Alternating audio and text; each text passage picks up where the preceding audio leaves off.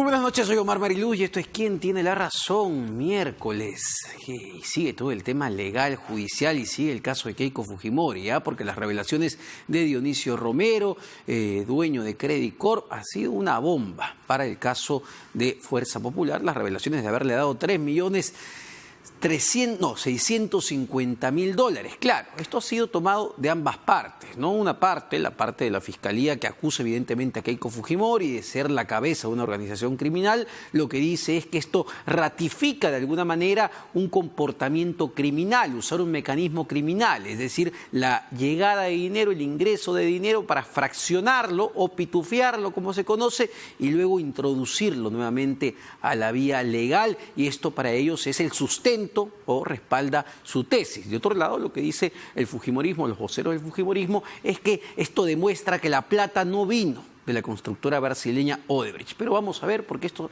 digamos, ya está en el debate y el Tribunal Constitucional va a evaluar el caso de Keiko Fujimori la próxima semana. Entiendo que el 25 de enero nuevamente se va a reanudar la discusión y vamos a ver qué es lo que determina el TC sobre el habeas corpus que presentó la hermana de Keiko Fujimori para ver si le revocan la prisión preventiva. Lo que sacaba hoy día el diario de La República era sumamente interesante. La República decía que Keiko Fujimori tendría ya 4 votos de los 7 para lograr su libertad. Sin embargo, vamos a ver qué es lo que pasa finalmente en el máximo órgano de interpretación de la Constitución. Por lo pronto, lo que hemos sabido hace algunos minutos es que Control Interno al Ministerio Público le ha abierto una nueva investigación al fiscal José Domingo Pérez, del equipo especial Lavallato, y a su adjunta. ¿Por qué? Bueno, a pedido de la abogada de Keiko Fujimori, de la doctora Juliana Loza, que acusa al fiscal José Domingo Pérez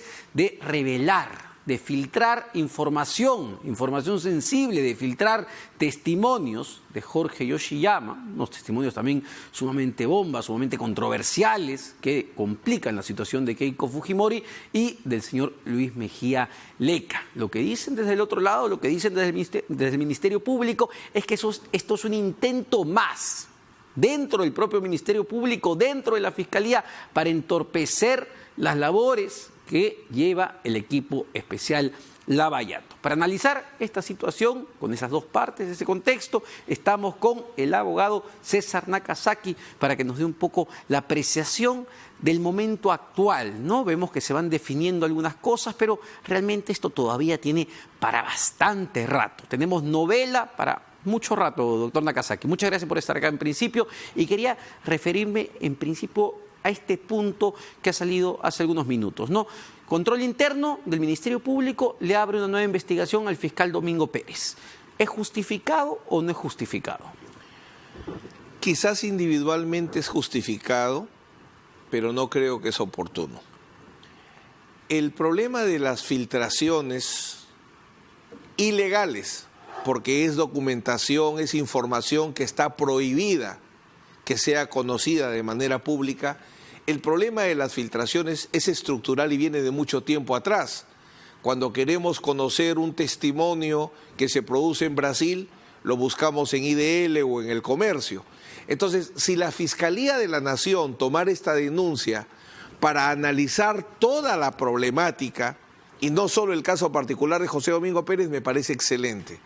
Pero solo el caso de José Domingo Pérez, luego de una sanción anterior dada por un fiscal que se dice que está vinculado a uno de los grupos de pugna del Ministerio Público, que es el de Chávarri, justo cuando se discute su suspensión o no, creo que no ayuda ni al caso concreto ni al buen funcionamiento del Ministerio Público. Claro, porque vamos, se puede criticar, digamos, de alguna manera el proceder del equipo especial Lavallato. Para muchos, y me incluyo, puede haber tenido grandes avances en lo que significa el conocer la verdad. Luces y sombras. Exactamente. Sin embargo, estos entorpecimientos, estas trabas que se ponen desde dentro de la Fiscalía, lo que reflejan realmente es que dentro del propio Ministerio Público hay una pugna interna clarísima. Sin duda. La investigación de los cuellos blancos evidentemente ha partido la cabeza del Ministerio Público. Y el problema es en la cabeza del Ministerio Público y en una gran cantidad de fiscales y jueces que estarán pensando ¿Qué va a pasar cuando más tarde que nunca termine funcionando nuevamente la Junta Nacional de Justicia y se tenga que hacer un examen general o una revisión general de muchas de las ratificaciones que se dieron con el CNM cuestionado? Entonces hay un gran desbarajuste, un terremoto en el sistema de justicia. Por eso creo que las acciones individuales tienen que ir conectadas, como señalaba hace un momento, de una manera global. ¿Deben enfrentarse las filtraciones que tanto daño hacen a la independencia y a la imparcialidad? Sí, pero globalmente, no de manera singular y aislada, porque la pregunta sería, ¿por qué José Domingo Pérez sí y lo que salió hace una semana filtrado del voto singular o de la ponencia del presidente del Tribunal Constitucional no? ¿Por qué es una fiscal sí, un juez no? Entonces lo mejor es hacerlo de manera global. Vayamos ya al caso concreto de Keiko Fujimori y lo que se ha revelado esta semana, que es sumamente importante, ¿no? Dionisio Romero admitió que dio a Fuerza 2011 $3.650.000 porque estaba aterrado de la llegada del chavismo al Perú y eso lo representaba Ollanta. Eso en concreto, ese testimonio y los que se vengan pueden complicar aún más la situación de Keiko Fujimori, uno, en el Tribunal Constitucional y dos, ya en el caso de fondo del lavado de activos que se le sigue. No, y por dos razones.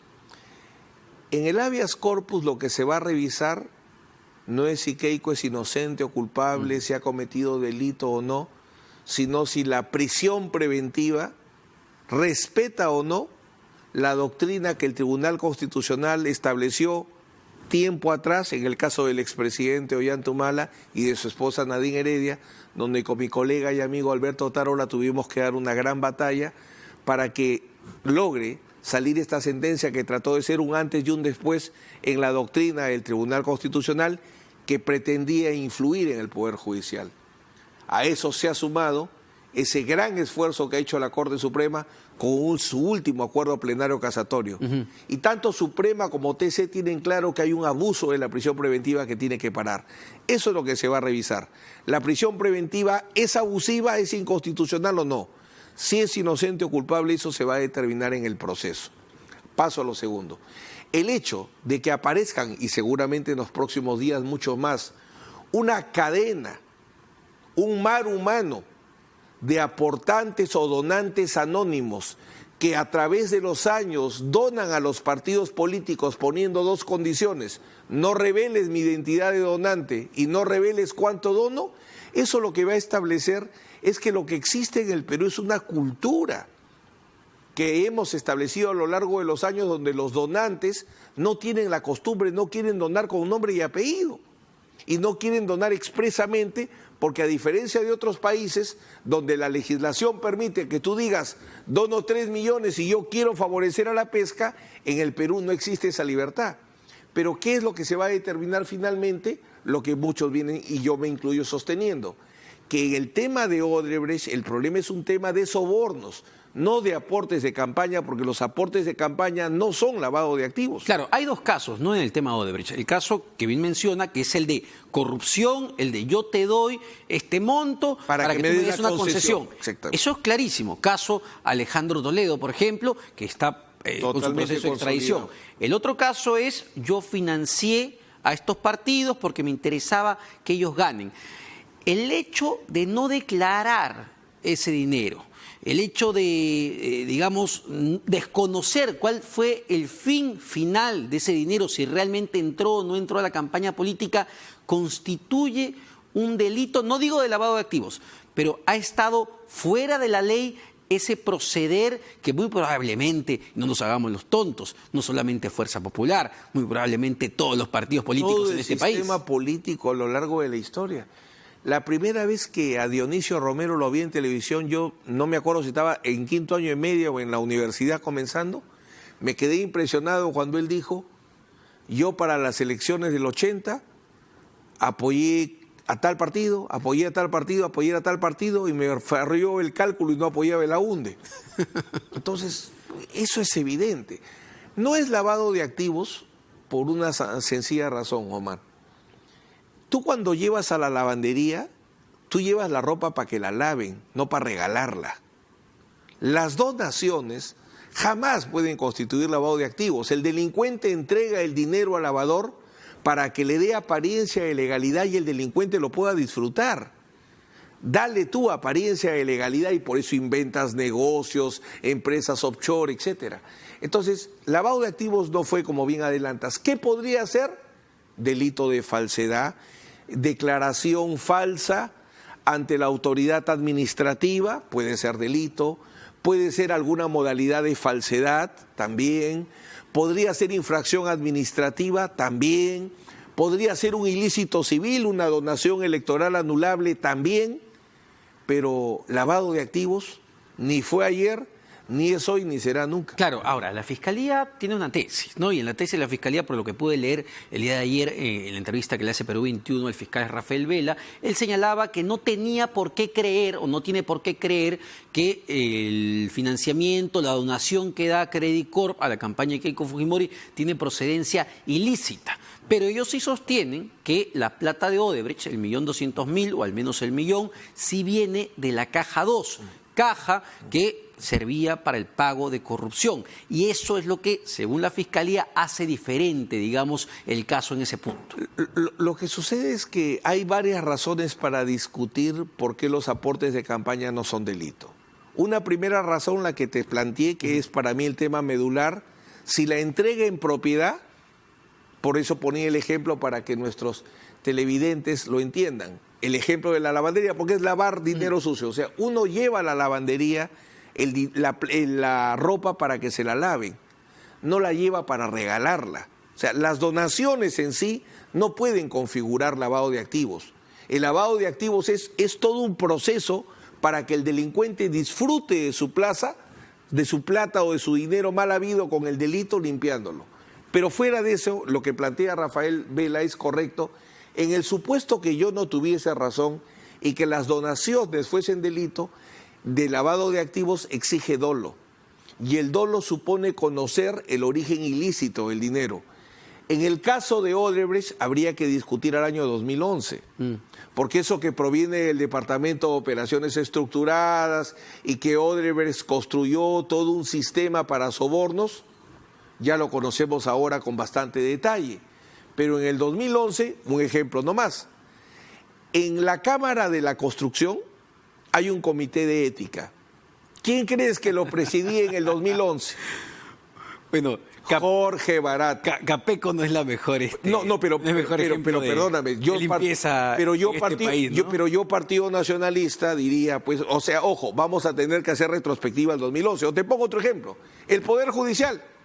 El Poder Judicial en esos años tiene un libro hermoso, gigante, donde dice: el Poder Judicial asegura las inversiones porque brinda seguridad jurídica, como podrá testimoniar un empresario importante de este país. ¿A quién crees que lo ponen? Jorge Barat. Entonces, en el 2011... la visión que se tenía de Odebrecht era completamente distinta a la que se fue generando con los años y obviamente cuando revientan los casos Lava Jato en Brasil. Ese es el análisis respecto al dolo que plantea Rafael, que sí, obviamente es absolutamente distinto en el grupo Credit Corp, pero yo creo que es debatible totalmente en el 2011. A ver, pero claro, si yo soy una gran empresa, como el Grupo Crédito, como la propia Odebrecht, y dono más de $3 millones a una campaña, no lo dono, y este argumento parece, digamos, un poco simplista, porque me da miedo tal candidato. Dono porque muy probablemente quiera tener cierta influencia política con esos candidatos y no necesariamente para que éste vaya a la presidencia. Bien lo decía Francisco Durán hoy día en una entrevista en Ampliación de Noticias. Porque, ok, le dono a los dos partidos, van a estar también presentes en el Congreso de la República. Y es lo que hacía Odebrecht en el Brasil. Buscaba tener influencia política a través de sus donaciones. Si tú logras establecer que la donación electoral en realidad fue una inversión para cobrar frutos mañana de corrupción, estoy contigo. Pero vamos, por ejemplo, al caso del expresidente Ollanta Humala y de su esposa Nadine Heredia, de quien integro el equipo de abogados. ¿Qué dicen los testigos de Odebrecht? Que no le querían dar un sol o no le querían dar dinero Dicen los testigos de Odebrecht que su candidata era Keiko Fujimori y que por una indicación del Partido Nacionalista, No, del Partido de los Trabajadores. del Partido de los Trabajadores, perdón, del PT, se entrega un dinero, pero ellos marcan y remarcan que no es un acto de esta corrupción empresarial que ellos estaban desarrollando. Más bien califican que durante el gobierno del expresidente Humala no recibieron un solo ladrillo. Entonces, lo que hay que distinguir en esa línea Pero es... eso todavía está en investigación, Pero, porque se ha abierto investigación por el caso del gasoducto del sur. Pero ojo, son los testimonios que dieron los brasileños, yo no digo si verdad o mentira, son los testimonios que dieron los brasileños y eso es lo que se ha recogido. Mi punto es este: si el aporte de campaña, si la entrega de dinero por las empresas solo queda en aporte de campaña, no es lavado de activos y recién es delito a partir de ahora que se ha incorporado el delito de financiamiento ilegal.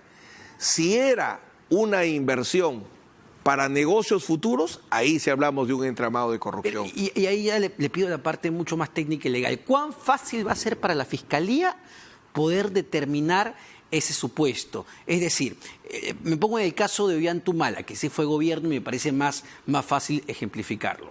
Ellos reciben en boca de Jorge Barata $3 millones para la campaña. Luego, Humala es gobierno y en el supuesto de esta investigación del gasoducto, ¿cómo puede demostrar la Fiscalía que efectivamente ese fue el flujo del dinero? Aporte de campaña, entrega o concesión gasoducto. Yo participé en el testimonio de Barata y Germán Juárez, el fiscal, que es muy acucioso, le habrá hecho unas 40 preguntas en busca de una obra. Y Barata se cerró firme, y hasta que sepa hoy no ha cambiado ese testimonio, porque ese testimonio ha sido ofrecido para el juicio. Él señala 100% que no hay obras. No, el testimonio lo da, para que la gente entienda a qué nos referimos, lo da en la colaboración los primos, José Graña y el primo Hernando. El testimonio de Barata no, se da en el caso del expresidente Humala en la cooperación internacional. Claro, pero me refiero a que luego viene el testimonio de José Graña y Hernando Quesada Acuña, si no me equivoco, donde señalan que Nadine Heredia participó en todo este tema de la concesión del gasoducto del sur. Claro, Barata nunca admite lo del gasoducto, porque no hay que olvidar que el proceso también está en arbitraje. Bueno, la cosa es que si yo presento a un testigo es porque voy a creer en él. No voy a presentarlo y decir, bueno, vamos a creer esta parte y esta parte, no. Pero vamos a lo que tú planteas, que eso es válido para todas las obras.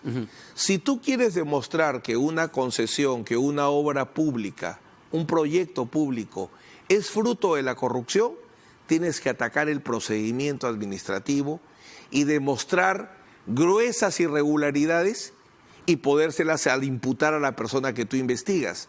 Para poder llegar a la ex primera dama Nadine Heredia, está todo un conjunto de funcionarios que son ministros, funcionarios de proinversión, ministros, por lo menos una centena de diversos funcionarios de distintos niveles que tendrían que haber permitido la participación de Nadine Heredia. Y eso, de lo que tengo entendido, porque ojo, la investigación del gasoducto no es reciente. La investigación del gasoducto tiene su buen tiempo. Sí. Y hace tiempo han tratado de construir una imputación contra Nadine Heredia y no han podido. Para acabar con el tema de Keiko Fujimori, porque quería entrar al tema de los árbitros, usted es abogado de uno de los árbitros implicados en toda esta investigación. ¿Cuán posible es que Keiko Fujimori deje la prisión preventiva? Es decir, ¿cómo ve el futuro de Keiko a partir de la decisión que tome la próxima semana el Tribunal Constitucional, en medio de tanta información que hemos recibido, visto, leído, escuchado en los últimos días? Finalmente, los magistrados son humanos. El Tribunal Constitucional tiene la sentencia del expresidente Humala, me parece como una línea de la cual no pueden salir. Acá, por ejemplo, ¿qué se va a evaluar? Tú señalabas un momento el testimonio de Jorge Yoshiyama. El testimonio de Jorge Yoshiyama Sasaki fue utilizado porque en pleno desarrollo de la audiencia lo incorpora la Fiscalía. No al inicio, cuando se hace el pedido de prisión preventiva, sino que como las audiencias iban demorando, el fiscal seguía fabricando su prueba y la iba incorporando a la audiencia. En una sola palabra, lo que el Tribunal Constitucional tiene que ver es esto. esta prueba con la que metía a la cárcel a Keiko Fujimori, ¿se produjo permitiendo derecho a la defensa o no? ¿Pudo la defensa interrogar a ese testigo? No, no lo pudo interrogar. No sirve. Porque de acuerdo a la Constitución, los tratados de derechos humanos, al mundo civilizado, la prueba se produce siempre y cuando la defensa tenga oportunidad de participar. Ese tipo de análisis es el que va a hacer el TC. Lo que me pareció rarísimo, y quizá usted tenga una respuesta, es que el magistrado Eloy Espinosa solicita al presidente del TC, al señor Blume, que recoge el testimonio del señor Yoshiyama. Sin embargo, en su ponencia, el magistrado Blume no agrega este testimonio, pese a que la Fiscalía se lo remitió. Y entiendo que en el debate que hubo el día de ayer, nadie solicitó que se agregue. Es decir, ¿para qué pido algo si no lo voy a incluir? Quizás habría que ver si es que se pidió que se incorpore sobre la base de la conferencia o entrevista o reclamo público o sugerencia que hizo el magistrado Eloy Espinosa. Ajá. No sé si él lo habrá solicitado formalmente. No creo que haya solicitado un magistrado formalmente al ponente que incorpore un nuevo elemento de convicción, porque según el doctor Ramos, también en entrevista que hoy día sale, recoge exactamente lo que tú has dicho, que debatieron todos. ¿Y nadie lo solicitó? Nadie lo solicitó, y además porque no lo tenían por qué trabajar. Ellos trabajan sobre lo que se produjo en la audiencia de prisión preventiva. Nada posterior la va a volver constitucional si es que estima que es inconstitucional. Ahí se van a analizar, por ejemplo, otro tema. El juez Concepción inventa una temática, que es esta. En vez de esperar, en el caso de los árbitros, correctamente la sala dice, yo no me voy a pronunciar hasta escuchar la defensa de todos, para no caer en prejuicio, que es lo que siempre han hecho todos los jueces y salas. Pero el juez Concepción arrancó uno por uno, Keiko presa, venía el segundo preso, con lo cual destruía la figura del juez imparcial. Ese tipo de análisis también lo va a ver el TC. Doctor, para ir terminando, ¿cuál es la situación de su defendido, el árbitro Mario Castillo Freire, que está dentro de estos 14 investigados por el Ministerio Público, también por el caso Lavallato Árbitros? Sí. Lo que esperamos es que la sala haga un serio correctivo, porque si algo ha evidenciado el caso Los Árbitros, y hasta este momento la sala, es justamente un gran desconocimiento de lo que es la institución del arbitraje. Y eso quedó evidenciado.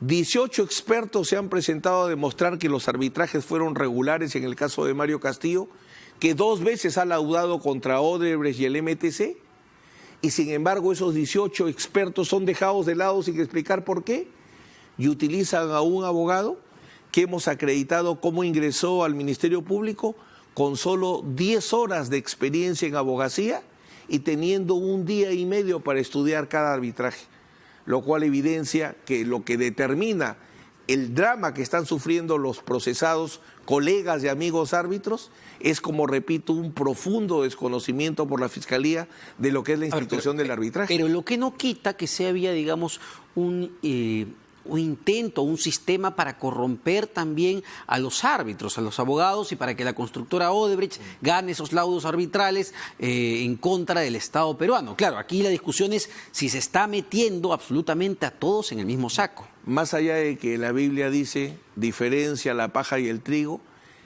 tan es así que esta investigación es muy incipiente, que podía justificar sin duda seguir investigando, pero nunca privar de la libertad, para no caer justamente en lo del otro habeas corpus, que quiebro. Lo que pasa es que en el Perú nos hemos acostumbrado a que la regla, que la prisión preventiva es excepcional, se la están pasando por encima. ¿Por qué señalo esto? Porque hasta ahora Barata ha declarado que el sistema de corrupción de los arbitrajes era que ellos infiltraban a un árbitro, que era Horacio Canepa. Que está libre porque es el colaborador. Entonces, ese era el sistema. Este sistema, por ejemplo, que ha inventado la Fiscalía, que sobre pretexto de honorarios profesionales altos, que es donde ubican a Mario Castillo, sobre pretexto de un honorario profesional alto, ¿esa era un soborno encubierto? Eso no lo dice Barata, ni lo dice ningún funcionario, ni siquiera el colaborador 14. Por eso lo que señalo es un gran desconocimiento de la institución del arbitraje y, por otro lado, un abuso repetido de las declaraciones de los aspirantes de colaboración eficaz que sirven para investigar, pero no para sustentar prisiones preventivas y menos condenas. Sumamente breve, doctor Nakasaki, ¿cómo está la salud del expresidente Pedro Pablo Kuczynski luego de este episodio complicado que ha tenido? Justo estuve ahora con él. Ya luego de los cuidados que se le han dado se ha restablecido, pero sigue con los controles rigurosos que han marcado sus médicos, ¿no? Perfecto, doctor Nakasaki, César Nakasaki, analizando toda esta coyuntura tan complicada y enrevesada que nos trae el caso Lavallato y que va a seguir, yo creo que no sé si muchos meses más, creo que para varios años más en el país. Vamos a una pausa, no se vayan, venimos con mucho más en ¿Quién tiene la razón?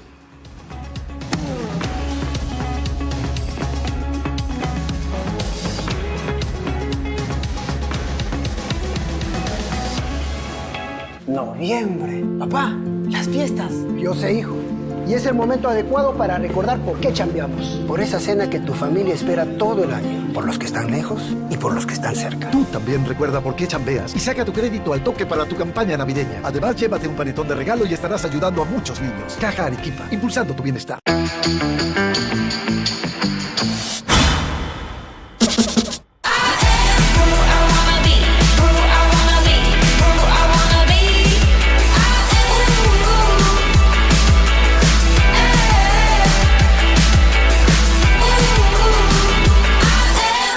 El Comedy Fest llega a Lima. Desde Colombia, Loquillo, con su personaje Rasta Cuando. Desde Argentina, el gran Grego Rosselló. Desde Perú, la talentosa Marisol Benavides, junto al irreverente Mateo Garrido Leca. El 21 de noviembre, 7:30 de la noche, en el María Angola. Entradas en Joinas. Para ser innovador hay que aprender de los que no son como tú, de los que no piensan como tú, de los que no aman como tú.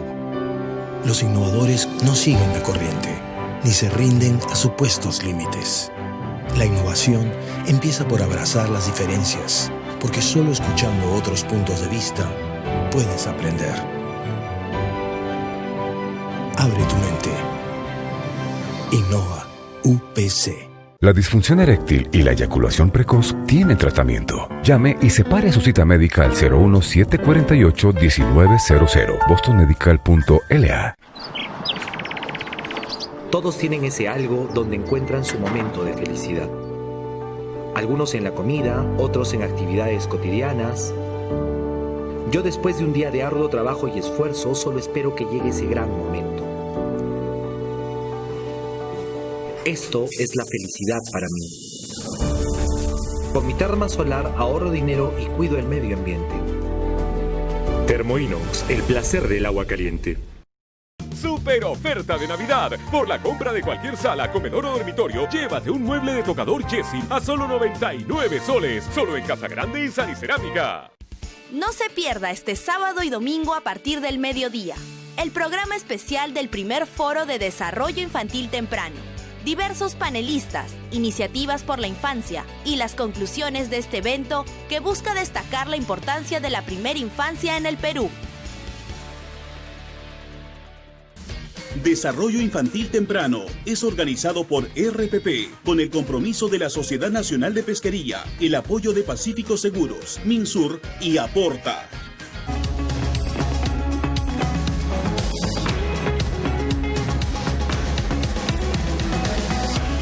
Bueno, ya estamos con Milagros Salazar, miembro de la Comisión Permanente, una figura importante en el fujimorismo para hablar de todo lo que ha sido estas revelaciones de Dionisio Romero y también el futuro de Keiko Fujimori, pero ya más desde el aspecto político, porque hemos escuchado la precisión técnica del doctor César Nakasaki. ¿Cómo impacta, señora Salazar, estas revelaciones en el partido? ¿Cómo impacta incluso en la lista de candidatos de Fuerza Popular para las siguientes elecciones? ¿Cómo lo ven desde el fujimorismo? Buenas noches, Omar, y gracias por tu invitación. Siempre se ha hablado que empresarios participaban de alguna manera, de manera directa, indirecta, hacían sus aportes de acuerdo al partido que se asemejaba a su ideología y en necesidad del país, ¿no? Y justo es por eso que también nosotros en el Congreso aprobamos una ley del financiamiento para que todo esto sea transparente, ¿no? Porque anteriormente era un proceso administrativo, los partidos tenían que informar, sabíamos nosotros que inclusive habían muchos partidos que terminando la campaña electoral no daban el informe, no rendían el informe en la OMPE también ahí con tantos partidos que hay, como más de 20 partidos, también no se abastecía para hacer una buena supervisión y no tenían los mecanismos establecidos, ¿no?, para poder fidelizar que efectivamente lo que se declara es lo real, ¿no? Entonces yo creo que en estos momentos, frente a estos hechos, lo que queda es que se transparente, ¿no? Que se transparente, que se conozca y que también se diferencie, ¿no? Porque mucho de la ciudadanía o en las redes se está hablando de lavado de activos o una falta administrativa, y muy bien lo ha explicado el doctor César Nakazaki, que nos ha dado cátedra de pedagogía, ¿no? Para poder entender mejor y para hablar correctamente y no direccionarlo, ¿no? ¿Es para usted una figura válida la del pitufeo, entendida como el acto de fraccionar el dinero con pequeños aportantes para evitar los controles financieros? ¿Era una necesidad para el partido en ese momento? Lo que tenemos que diferenciar para la ciudadanía, que una cosa es el pitufeo y una cosa es la simulación. El pitufeo es cuando es una fuente ilícita, ¿no? Okay. De una situación corrupta, entonces yo pitufeo una fuente ilícita. En el caso del señor Dionisio, que ha donado este aporte a Fuerza 2011, es una supuesta simulación. ¿Cómo así? Que eso se tiene que investigar porque proviene de un origen lícito, y él lo ha declarado y él ha manifestado, por lo que poco que conocemos, que salió del extranjero a través de la banca, entró acá a un banco, o sea, todo de un proceso regular, hasta donde nosotros conocemos. Bueno, pero en la etapa final, si bien salió evidente del banco del extranjero, vino el banco BCP, pero a la hora de la hora, pues el señor Dionisio Romero fue con los maletines a entregárselos en presencia, dice él, de Keiko Fujimori y de Jaime Yoshiyama, perdón, y ese dinero luego se tuvo que, no se declaró. Uh-huh.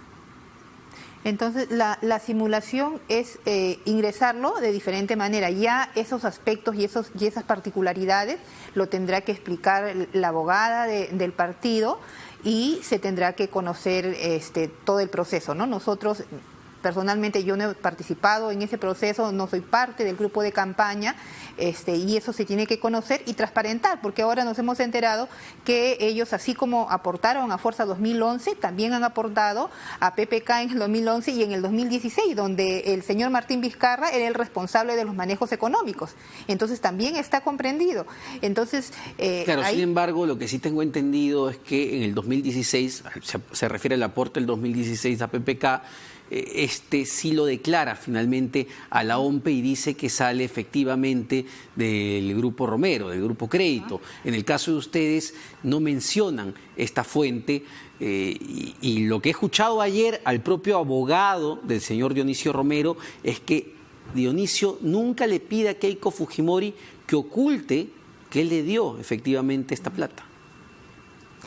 Bueno, eso se tendrá que investigar. Por lo poco que yo conozco y lo que he escuchado por los medios y las declaraciones, es que él aportó, sin que se lo soliciten, aportó por una situación extrema, porque estaba el candidato Humala con el polo rojo, y todos la mayoría de los peruanos estábamos preocupados por ese viraje que iba a dar en nuestro país si asumía esa extrema izquierda, y luego él presenta una hoja de ruta. Te acordarás que cambió, sí, claro, un plan radical. Entonces, a la interna de Fuerza Popular, dentro del partido, ¿ustedes tienen claro que ese dinero se gastó en la campaña? Vamos, no estamos hablando de poco dinero. Solamente un aportante dice que dio $3.650.000. Esto es más de 11 millones de soles. El señor Vito Rodríguez del Grupo Gloria ha dicho que dio $200.000. Hay que recordar que son 17 grandes empresarios que van a declarar ante la Fiscalía. Dentro de Fuerza Popular, ¿ustedes saben qué se hizo realmente con este dinero? ¿Cómo se gastó? ¿En qué se gastó?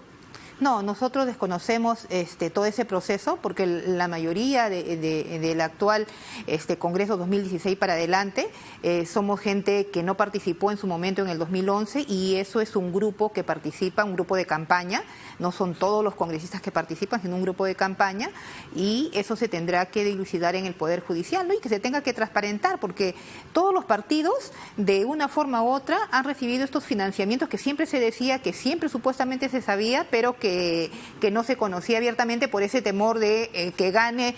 Es igual, en un colegio, por ejemplo, en un colegio profesional, es igual, van los candidatos y cuando gana un candidato a que tú no apoyaste, no te atienden, no te reciben, no dan solicitud y no te dan trámite, ¿no? Bien, Entonces, bien miedoso el señor Dionisio Romero, porque para dar 3.650.000 dólares se tuvo que estar orinando en los pantalones, de verdad. Bueno, esa es tu opinión, yo la respeto.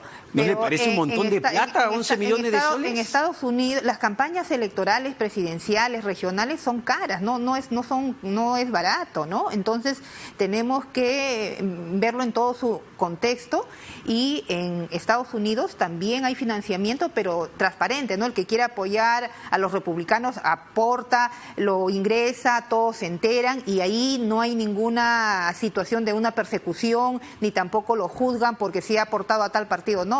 A diferencia que aquí todavía estamos en una democracia muy débil donde el aportar a un partido de repente lo pueden direccionar como hay un conflicto de interés o hay un interés o hay algo debajo, ¿no? O sea, no hay un fin altruista, nadie cree que hay algo que uno aporta por nada, sino que siempre uno dice, no, te está apoyando porque quiere algo, ¿no? Pero siempre estamos en esa línea, ¿no? ¿Qué es peor, digo yo, no? Porque, ¿cómo cree usted que se sienta un elector, y hablando de Fuerza Popular, no de usted porque esto fue en el 2011, ¿cómo cree que se sienta un elector que votó por Fuerza 2011 en ese momento al saber, mira, a esta señora le dieron plata y por cantidades y por millones el grupo Credit Corp, la propia familia Romero, el grupo Gloria, y vamos a ver quién más metió dinero y yo no sabía nada? ¿No es mejor o no hubiese sido mejor, digo yo, ser transparente en el momento para saber, ok, yo voto por este partido que tiene atrás a estos grupos empresariales? Eso es lo ideal para todos los partidos. Y es por eso que nosotros hemos aprobado un proyecto de ley que ahora es ley para el financiamiento de partidos políticos donde se va a transparentar de aquí para adelante cualquier persona o cualquier empresa que quiera donar a un partido que tenga la misma ideología, que simpatice con él, que le guste su propuesta del plan de gobierno, que simplemente diga, ¿sabes qué? Sí, me gusta tu plan de gobierno, mira, yo voy a aportar esto y que esté a la luz de todos los ciudadanos. Eso es lo que ahora va a cambiar en relación a lo anterior. Lo anterior se ha dado así, tenemos que entenderlo así, es una falta administrativa, como lo decía anteriormente nuestro invitado.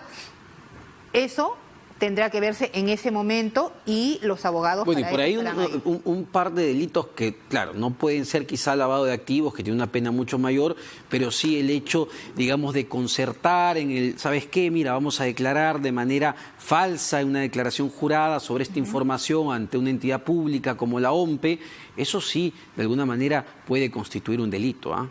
No solamente una falta administrativa. Lo que se tiene que hacer es hacer esa investigación, que las personas que han participado, que hagan las declaraciones correspondientes, que se transparente la información, que la ciudadanía sepa, pero que también la ciudadanía sepa que ya tenemos una ley en la cual ya no se va a volver a repetir esas situaciones y que cualquier empresario que quiera dar su donación va a ser todo bancarizado y toda la ciudadanía lo va a conocer. Claro, porque cuán hipotecado, por ejemplo, y se lo pregunto como política, más que como miembro de un partido, cuán hipotecado está un político, un congresista, un gobernador regional, un alcalde y un partido político en general, cuando hay este tipo de aportes, ¿no? Cuando son varios empresarios de atrás que financiaron la campaña.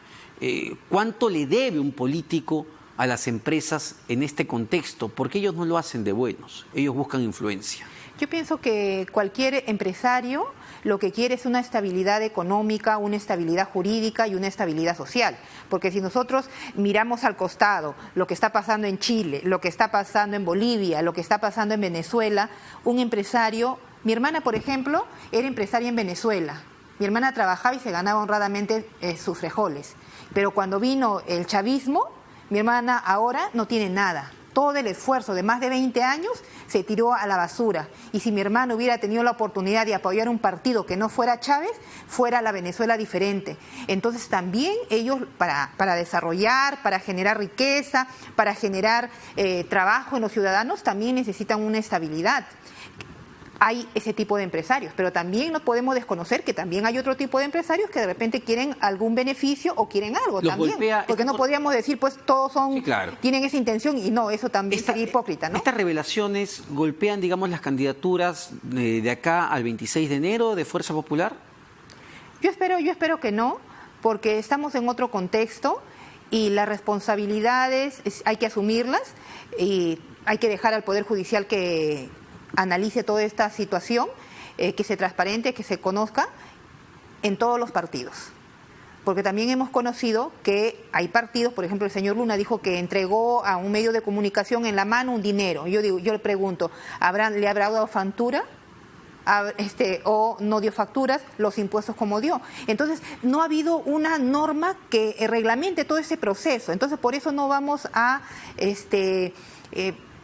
criticar o sentenciar a un medio de comunicación, a un partido, ¿no? Entonces eso hay que dejarlo en el ámbito judicial para que ellos evalúen ese proceso. Finalmente, señora Salazar, ¿cómo veía el futuro de Keiko Fujimori? La próxima semana el Tribunal Constitucional tendría que definir el habeas corpus para decidir si finalmente ella sale en libertad o continúa con la prisión preventiva y cumple los 18 meses. Yo tengo la esperanza que los tribunos van a tomar una decisión apegado a el informe que ha realizado el señor Blume y que ellos están designados para garantizar el derecho que le asiste a cualquier persona de llevar su proceso en libertad. No podemos nosotros sentenciar a una persona si es que primeramente no se ha agotado todo el proceso.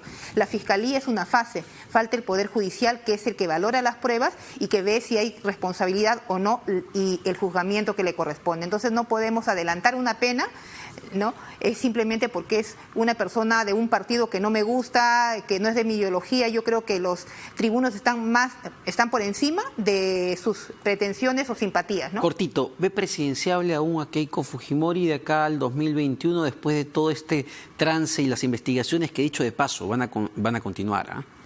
Sí, Keiko Fujimori tiene una simpatía, siempre tiene una simpatía, tiene un carisma, tiene un acercamiento a la ciudadanía reconoce el trabajo que ella ha venido haciendo y también, por supuesto, del ingeniero Fujimori y de todo lo que él ha hecho desde los 90. Entonces, aquí en política no hay nadie muerto ni nadie dice que ya fue, ¿no? Porque al final tenemos la experiencia del presidente Alan García, que tuvo una primera gestión y todo el mundo decía nunca más. Y ese nunca más vino en un segundo periodo, ¿no? Entonces yo creo que todos tienen oportunidades y ella va a seguir con fuerza y va a seguir trabajando por nuestro país. Muchas gracias, señora Milagros Salazar, miembro de la Comisión Permanente. Efectivamente vamos a ver cuál va a ser el futuro de Keiko Fujimori la próxima semana. Vamos a una pausa, venimos todavía con mucho más.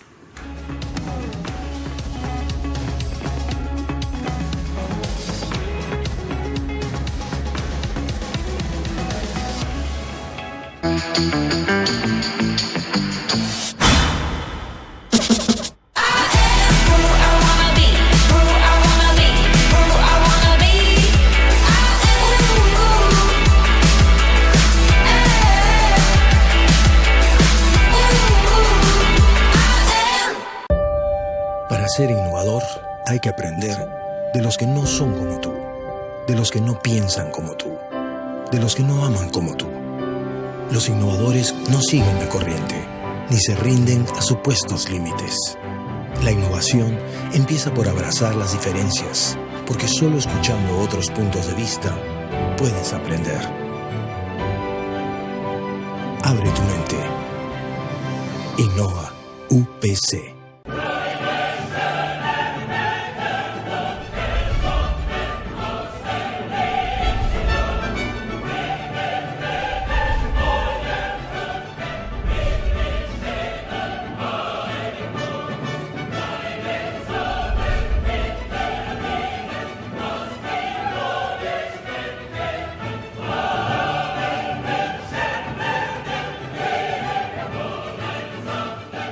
¿Cómo somos los peruanos?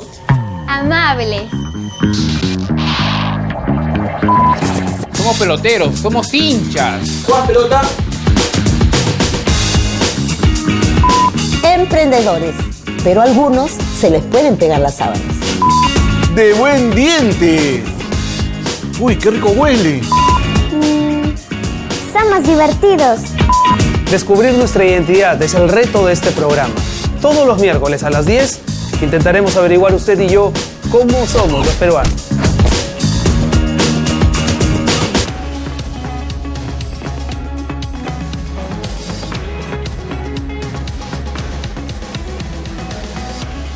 Bueno, y estamos con José Villalobos, experto en temas electorales, para hablar también de esto, del financiamiento, pero ya desde una mirada mucho más técnica, ¿no? ¿Cómo se financian los partidos políticos en este país? Porque, vamos, no nos hagamos tampoco los tontos, ¿no? Esto era un secreto a voces, el tema de que la aporta acá, la apoyada por acá, los cócteles por acá, y siempre aparecían los aportantes fantasma. Y sabemos que hay empresas detrás que no quieren salir en la foto.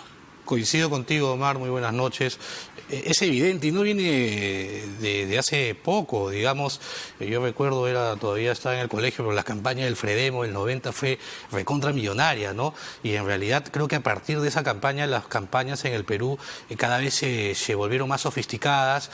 Definitivamente el pagar la publicidad en radio y televisión, que es necesaria para poder ganar una elección presidencial, cada vez fue encareciendo esto, y los partidos no tienen dinero, recurren a mecenas. En la ciencia política el término mecenas es conocido, aquel que financia, aporta a un partido político. Ahora, el tema es si esos aportes o esas donaciones de dinero son dentro del marco legal establecido o se hacen al margen de la ley, y ya no serían aportes. En el Perú, lamentablemente, la ley de partidos, que rige el año 2003, es decir, a partir de la campaña presidencial del 2006, recién hay una regulación sobre el financiamiento partidario seria. Antes no había una regulación, en la Ley Orgánica de Elecciones no se decía nada. ¿Es realista o era realista nuestra legislación? Es decir, los topes de financiamiento a las empresas. ¿Era realista tener una legislación de ese tipo cuando sabíamos que entraba mucho más dinero a las campañas políticas? Yo creo que los mismos partidos se pusieron ahí un candado con la ley, porque sabiendo ellos que necesitaban mucho más dinero, y el dinero que les entraba de las empresas o los empresarios era alto, le pusieron un tope de 60 UITs. Es decir, los Romero podían dar dinero y cualquier empresario del 2011 podía dar una donación, un aporte, pero ese aporte no pasaba las 60 UITs, que en ese año eran 215.000 soles. 3 millones de dólares, que son como 10 millones de soles, y ya sabes cuánto en exceso supera el tope que ellos podían donar de manera legal. Claro, no había delito en ese momento, no estaba sancionado como ahora, ya está sancionado con una pena de hasta 8 años el financiamiento ilegal o el recibir dinero de fuentes prohibidas o por encima de los topes. Antes no era delito. Había una multa, por ejemplo, en el 2011, pero una multa absurda, porque el 2011, por haber recibido esa cantidad de dinero, Fuerza Popular hubiera tenido que tener una multa no menor de 10 ni mayor de 30 veces lo recibido. Es decir, 90 millones de dólares hubiera sido su multa, pero claro, la OMPE, como no le declararon ese dinero que ingresó al partido, la OMPE no tuvo la forma de conocerlo, al menos, ¿no? Y no hubo sanción, por eso que eso ya prescribió. Ahora, claro, una cosa es la realidad, pero cualquier persona en este país se pregunta, a ver, Keiko Fujimori recibió plata de Credit Corp, recibió plata incluso del bolsillo de la familia Romero, y vamos, cuán hipotecadas están las decisiones de Fuerza 2011 en ese entonces y de Fuerza Popular ahora a los intereses de este grupo empresarial, porque tampoco es que uno, y no nos hagamos, digamos, los inocentes, va a financiar esa cantidad de plata, 3.650.000 dólares, solo porque el señor Romero tuvo miedo, ¿no? Claro, y si no, todas las empresas donarían también, ¿no? Entonces, habría que ver cuáles son los móviles que llevan en realidad en el mundo, digamos, cada vez que las campañas son financiadas por terceras personas o grupos empresariales, ya sabemos cómo acaba esto, ¿no? El tema es que una cosa es que la donación sea válida, declarada, que tú puedas saber que te donó y en todo caso es transparente, y otra cosa es que ese financiamiento sea secreto. secreto, no sé, transparente, nadie sabía que habían donado, y creo que ahí la ley hizo mal en poner el tope, porque si hubieran puesto topes mayores, de repente hubieran podido aportar diciendo que habían sido ellos, y de repente ahí ya sabíamos que quién había financiado a qué candidato o a qué candidata. Y José, yendo a un tema más de fondo, que tiene que ver con cómo se siente el ciudadano con los partidos políticos, cuán desvinculado se siente el ciudadano con la política. Estos aportes no declarados, aportes fantasmas, este poder fáctico, de alguna manera el empresariado, no termina petardeando ese sistema electoral, ese sistema político que debemos proteger para que no pase lo que hemos visto, por ejemplo, en Chile. Gente que se siente desvinculada de la política, ciudadanos que prefieren no ir a votar. Mira, Omar, ya la desafección hacia la política en el país es grande. El nivel de desconfianza en los partidos políticos, de acuerdo al Latinobarómetro del 2018, llega al 7%. La media en Latinoamérica es 13%, tampoco es muy alentador. Por eso que en otros países estamos viendo que los partidos están sufriendo lo mismo, el desencanto de los ciudadanos. Acá la cosa es mucho peor. Tan es así que cuando cerraron el Congreso, más allá de la discusión académica de si era constitucional o no, en la calle la gente estaba a favor, más del 80%.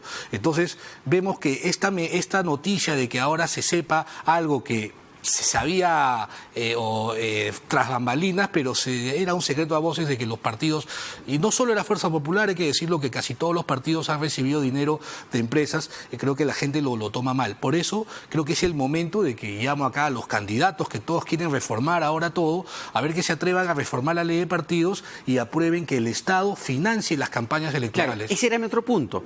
Ok, porque muchos me dirán, y muchos políticos me dirán, Omar, pero la realidad es que las campañas políticas cuestan mucho dinero.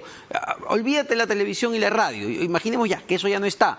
Pero movilizar gente por todo el país, armar mítines, cuesta billete, cuesta plata. ¿Cómo hacemos? Es la pregunta. Claro, si no queremos que los empresarios... La ley ya prohíbe, ahora las empresas no pueden aportar. Solo personas naturales. Ahora un partido político puede recibir 120 UITs de una persona natural, y un candidato distinto al presidencial, por ejemplo, los candidatos al Congreso, pueden recibir aportes de personas, pero hasta 60 UITs.